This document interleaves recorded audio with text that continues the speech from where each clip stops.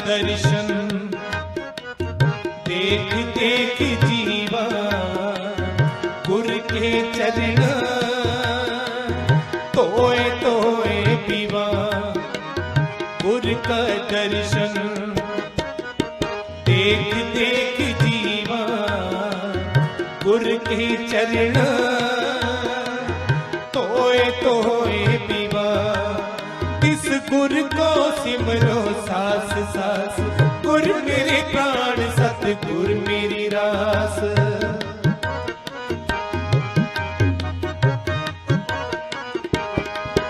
इस गुर को सिमरो सास सास गुर मेरे प्राण सतगुर मेरी रास। गुर का दर्शन देख देख जीवा गुर के चरण ਤੋਏ ਤੋਏ ਪੀਵਾ। ਆਪਾਂ ਨਾਮ ਦੀ ਸਿਫਤ ਕਰੀ ਜਾਂਦੇ ਆ ਔਰ ਗੁਰਮੁਖ ਨਾਮ ਦੀ ਸਿਫਤ ਸੁਣੀ ਜਾਂਦੇ ਆ, ਪਰ ਕਹਿੰਦੇ 80% ਐਸੇ ਗੁਰਮੁਖ ਆ ਜਿਹੜਾ ਸਿਰਫ ਗਿਆਨ ਤੱਕ ਹੀ ਸੀਮਤ ਆ, ਕਮਾਈ ਕਰਕੇ ਕੋਈ ਰਾਜੀ ਨਹੀਂ। ਕਹਿੰਦੇ ਆਪਾਂ ਕਰੀ ਜਾਂਦੇ ਆ ਸਿਫਤ, ਠੀਕ ਹੈ, ਸਾਡਾ ਫਰਜ਼ ਹੈ ਕਰਨਾ ਕਿ ਅਸੀਂ ਸਭ ਤੋਂ ਪਹਿਲਾਂ ਗੁਰਮੁਖ ਦਾ ਫਰਜ਼ ਹੈ ਕਿ ਉਹ ਆਪ ਕਮਾਈ ਕਰੇ ਤੇ ਫਿਰ ਬੋਲੇ। ਜੇ ਖੁਦ ਦੀ ਕਮਾਈ ਨਹੀਂ, ਇਕੱਲਾ ਅੱਖਰਾਂ ਦਾ ਗਿਆਨ ਕਰਨਾ ਹੈ, ਉਹਦਾ ਕੋਈ ਪ੍ਰਭਾਵ ਨਹੀਂ ਤੇ ਕੋਈ ਬੋਲਣ ਦਾ ਹੱਕ ਨਹੀਂ। ਜੇ ਅੱਖਰਾਂ ਦਾ ਗਿਆਨ ਕਰ ਕਰਕੇ ਅਗਲੇ ਨੂੰ ਦਬਕੇ ਮਾਰੀ ਜਾਣੇ ਆ ਵੀ 8 ਪੈਰ ਜਪਿਆ ਕਰ, 10 ਘੰਟੇ ਜਪਿਆ ਕਰ, ਤੇ ਜੇ ਅਗਲਾ ਸਿਆਣਾ ਹੋਵੇ ਕਿ ਤੂੰ ਜਪਦਾ, ਤੂੰ ਜਪਿਆ, ਠੀਕ ਹੈ ਨਾ, ਤੇ ਜੇ ਆਪ ਜਪਦਾ ਫਿਰ ਅਗਲੇ ਨੂੰ ਕਹਿ ਸਕਦੇ ਆਪਾਂ। ਮਹਾਰਾਜ ਨੇ ਕੀ ਕਿਹਾ? ਆਪ ਜਪੈ ਅਵਰੈ ਨਾਮ ਜਪਾਵੇ। ਪਹਿਲੋਂ ਆਪ ਜਪੇ ਫਿਰ ਜਪਾਏ, ਠੀਕ ਹੈ ਨਾ। ਹੁਣ ਗੱਲ ਇਹ ਆ ਕਿ ਗੁਰਮੁਖ ਨੇ ਤਾਂ ਦੱਸਣਾ 3 ਘੰਟੇ ਜਪੋ, ਚਲੋ ਮੈਂ ਤਾਂ ਕਹਿ ਦਿੰਦਾ ਹੁੰਨਾ 2 ਘੰਟੇ ਸਵੇਰੇ, 2 ਦੁਪਹਿਰੇ, 2 ਸ਼ਾਮ ਨੂੰ, 6 ਘੰਟੇ ਇਸ ਤਰ੍ਹਾਂ ਜਪ ਲਓ, ਨਹੀਂ ਤਾਂ 3 ਸਵੇਰੇ 3 ਸ਼ਾਮ ਨੂੰ, ਘੱਟੋ ਘੱਟ ਇੰਨਾ ਕਰੋ। ਪਰ ਕਹਿੰਦੇ ਕਿ ਗਿਆਨ ਦੁਆਰਾ ਹੀ ਆਪਾਂ ਯਾਦ, ਕਹਿੰਦੇ ਗੁਰਮੁਖ ਬਹੁਤੇ ਕਰੀ ਜਾਂਦੇ ਆ, ਜਪਣ ਵਾਲੇ ਜਿਹੜੇ ਗੁਰਮੁਖ ਬਹੁਤ ਘੱਟ ਆ। ਸੱਚਖੰਡ ਦੇ ਵਿੱਚ ਉਹਨਾਂ ਦੀ ਜਗ੍ਹਾ ਆ ਜਿਹੜੇ ਕਹਿੰਦੇ ਆ ਇੱਕ ਖਿੰਨ ਵਿਸਰੈ ਸੁਆਮੀ ਤਾਂ ਜਾਨੂ ਵਰਸ 85। ਇੱਕ ਖਿੰਨ ਵਿਸਰੇ ਤਾਂ ਸਾਨੂੰ 50 ਸਾਲ ਵਰਗਾ ਲੱਗਦਾ, ਤੇ ਜਿਹੜਾ ਕਹਿੰਦਾ ਮੈਂ ਕਰਦਾ ਹੀ ਅੱਧਾ ਘੰਟਾ, ਜਿਹੜਾ ਕਹਿੰਦਾ ਮੈਂ ਘੰਟਾ ਕੁ ਟਾਈਮ ਲੱਗੇ ਤਾਂ ਕਰ ਲਈਦਾ, ਉਹ ਬੈਠ ਜੂਗਾ ਉਹਦੇ ਬਰਾਬਰ ਜਾ ਕੇ? ਕਿਵੇਂ ਬੈਠੂਗਾ? ਇੱਕ ਉੱਥੇ ਉਹ ਬੈਠਾ ਜਿਹੜਾ ਸੱਚ ਦੇ ਵਿੱਚ ਮੀਨ ਦੀ ਨਿਆਈ, ਮੱਛੀ ਦੀ ਨਿਆਈ, ਹੰਸ ਦੀ ਨਿਆਈ, ਸੱਚ ਤੋਂ ਨਜ਼ਰਾਂ ਹੀ ਨਹੀਂ ਤੋੜਦਾ, ਉਹ ਅਵਸਥਾ ਦਾ ਮਹਿਲ ਦੇ ਵਿੱਚ ਬੈਠਾ। ਇੱਕ ਉਹ ਪਾਪੀ ਜਿਹੜਾ 8 ਪੈਰ ਤ੍ਰੈਗੁਣ ਦੇ ਫੁਰਨੇ ਲੈਂਦਾ, ਕੋਈ ਘੰਟਾ ਕਦੇ ਜਪਿਆ ਕਿ ਨਾ ਜਪਿਆ, ਉਹ ਵੀ ਅੱਧ ਪਚੱਦਾ ਜੁੜਿਆ, ਤੇ ਉਹ ਆਪਾਂ ਜਾ ਕੇ ਬੈਠ ਜਾਾਂਗੇ ਸੱਚ ਦੇ ਵਿੱਚ? ਜਿੰਨੀ ਦੇਰ ਤੱਕ ਸਾਡੀ ਕਮਾਈ ਨਹੀਂ ਹੋਊਗੀ ਅਸੀਂ ਸੱਚ ਦੇ ਵਿੱਚ ਨਹੀਂ ਬੈਠ ਸਕਦੇ। ਸਾਰਾ ਹੀ ਸੱਚ ਆ, ਜੂਨਾ ਵੀ ਸੱਚ ਹੀ ਨੇ, ਸੱਚ ਦੇ ਵਿੱਚੋਂ ਪ੍ਰਗਟ ਹੋਇਆ ਸਾਰਾ ਸੱਚ ਆ। ਪਰ ਮੈਂ ਗੱਲ ਕਰ ਰਿਹਾ ਮਹਿਲ ਦੀ। ਉੱਥੇ ਬੈਠਣ ਲਈ ਸਾਨੂੰ ਧਨ ਚਾਹੀਦਾ ਹੈ, ਸਾਡਾ ਮਨ ਚਾਹੀਦਾ। ਇਹ ਠੱਗਾਂ ਤੋਂ ਬਚਿਆ ਕਰੋ। ਇਹ ਬਹੁਤ ਠੱਗ ਵੀ ਪ੍ਰਚਾਰਕ ਬਣ ਜਾਂਦੇ ਆ, ਠੱਗ ਵੀ ਸੰਤ ਬਣੇ ਹੋਏ ਆ, ਠੱਗ ਵੀ ਸਾਧ ਬਣੇ ਹੋਏ ਆ। ਕੋਈ ਚਿੱਟਾ ਚੋਲਾ ਪਾ ਲੈਂਦਾ, ਕੋਈ ਨੀਲਾ ਪਾ ਲੈਂਦਾ, ਕੋਈ ਪੀਲਾ ਪਾ ਲੈਂਦਾ, ਕੋਈ ਲਾਲ ਪਾ ਲੈਂਦਾ, ਕੋਈ ਭਗਵਾਂ, ਕੋਈ ਗੇਹੂਆਂ, ਕੋਈ ਕਿਸੇ ਤਰੀਕੇ ਦਾ ਪਾ ਕੇ ਤੁਹਾਨੂੰ ਭਰਮਾਉਂਦੇ ਆ। ਇਹਨਾਂ ਤੋਂ ਵੀ ਬਚੇ ਹੋਏ ਵੀ ਵਿੱਚ ਰਲੇ ਫਿਰਦੇ ਆ ਇਹ ਸੱਚ ਦੇ ਪ੍ਰਚਾਰ ਦੇ ਵਿੱਚ। ਆਪਾਂ ਸਿੱਧਾ ਕਹਿੰਦੇ ਆ ਸੋ ਤਾਂ ਬਚੋਗੇ ਜੋ ਆਪ ਦੀ ਕਮਾਈ ਹੋਊਗੀ।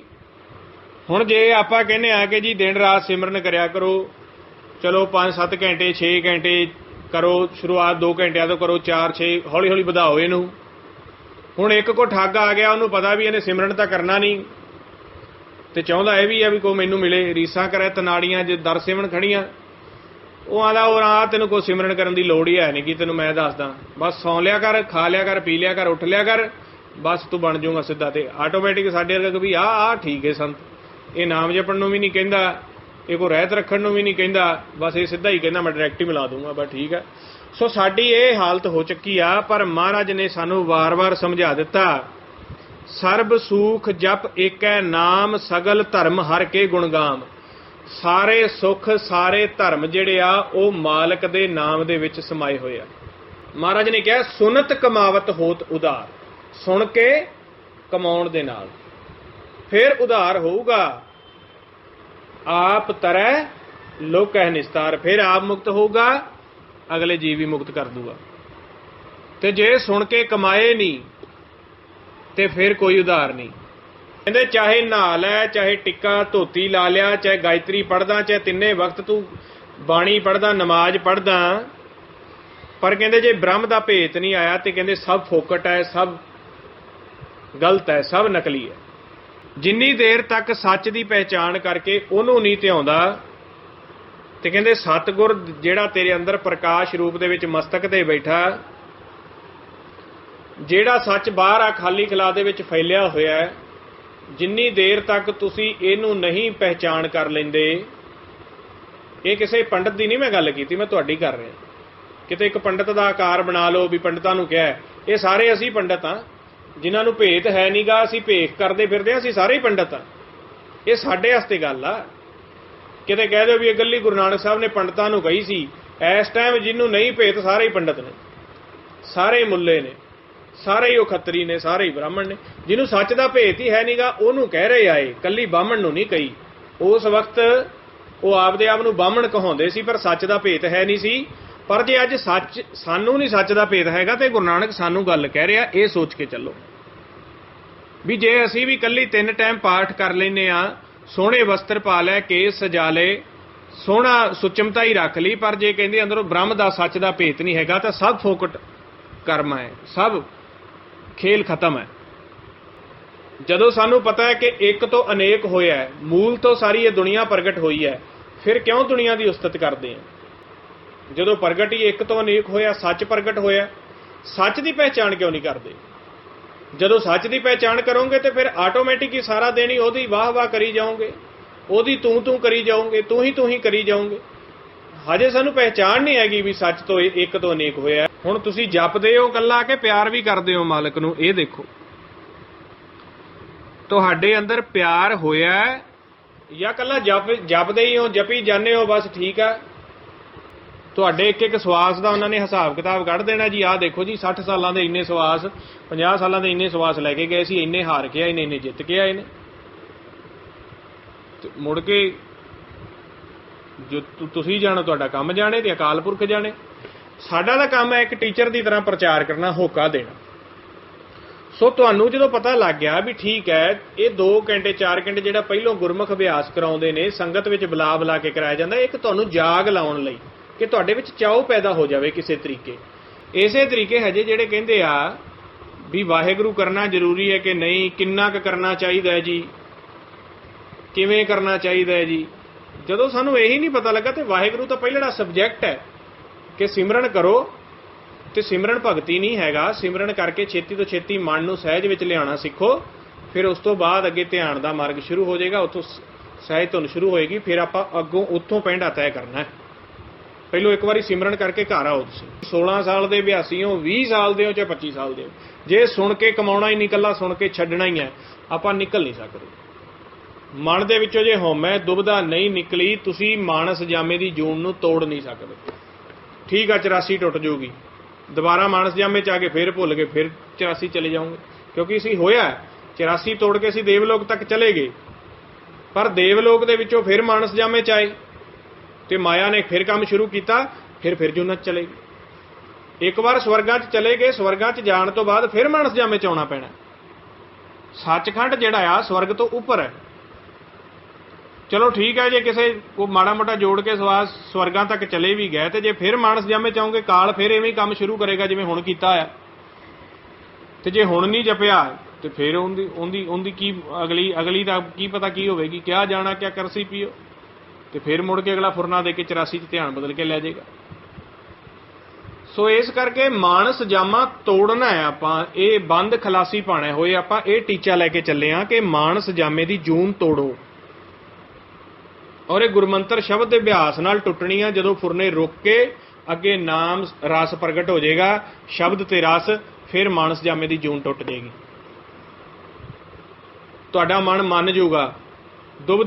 ਜੇ ਦੁਬਦਾ ਕਰਦੇ ਰਹੋਗੇ, ਕਿਉਂਕਿ ਫੁਰਨੇ ਤੋਂ ਰਹਿਤ ਜਿਹੜੀ ਹੈ ਉਹ ਜੂਨ ਖਤਮ ਹੈ। ਜਿਉਂ ਹੀ ਫੁਰਨਾ ਆਉਂਦਾ ਹੈ, ਹਉਮੈ ਦਾ ਆਵੇ, ਦੁਬਦਾ ਦਾ ਆਵੇ, ਈਰਖਾ ਦਾ ਆਵੇ, ਇਹ ਸਾਰੇ ਫਿਰ ਜੂਨ ਚ ਲੈ ਆਉਣਗੇ। 9 ਦੁਆਰਿਆਂ ਤੋਂ ਮੁਕਤ ਹੋਵੋ ਤੇ 10ਵੇਂ ਚ ਆਓ।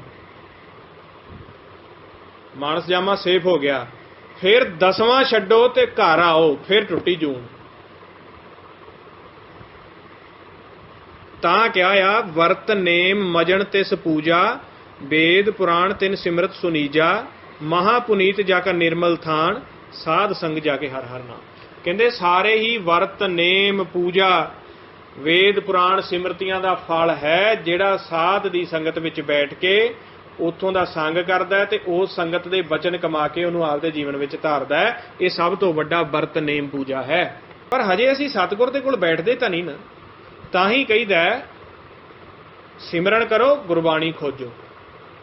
ਫਿਰ ਜਦੋਂ ਗੁਰਬਾਣੀ ਦੇ ਖੋਜਣ ਲੱਗ ਗਏ, ਗੁਰਬਾਣੀ ਦੀ ਪਹਿਚਾਣ ਆ ਗਈ, ਫਿਰ ਤੁਸੀਂ ਬਾਹਰ ਸੰਤਾਂ ਨੂੰ ਚੱਲੋਗੇ, ਫਿਰ ਆਟੋਮੈਟਿਕ ਜਿਹੜੇ ਗੁਰਬਾਣੀ ਦੀ ਗੱਲ ਕਰਨਗੇ ਉਹਨਾਂ ਨਾਲ ਤੁਹਾਡਾ ਪ੍ਰੇਮ ਪਏਗਾ, ਤੇ ਜਿਹੜੇ ਗੁਰਬਾਣੀ ਤੋਂ ਉਲਟ ਗੱਲ ਕਰਨਗੇ ਉਹਦੇ ਤੋਂ ਤੁਸੀਂ ਪਿੱਛੇ ਹੋ ਜਾਓ।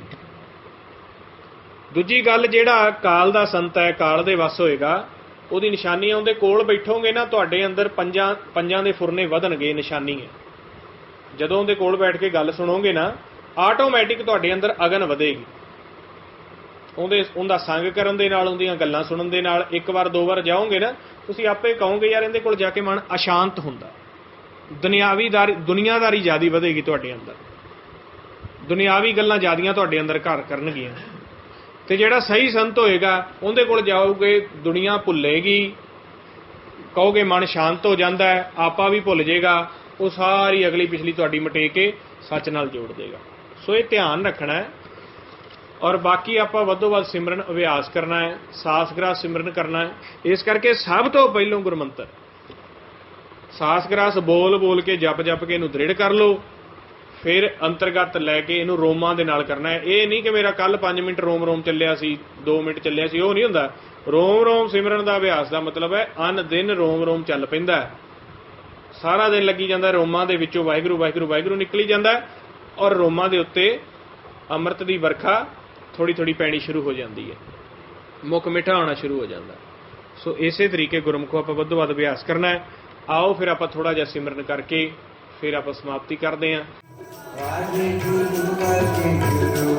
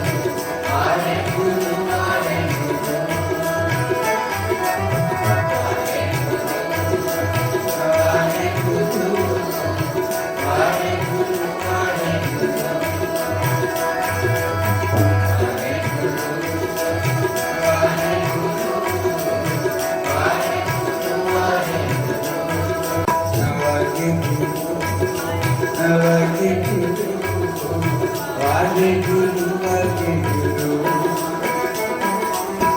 वाहेगुरु वाहेगुरु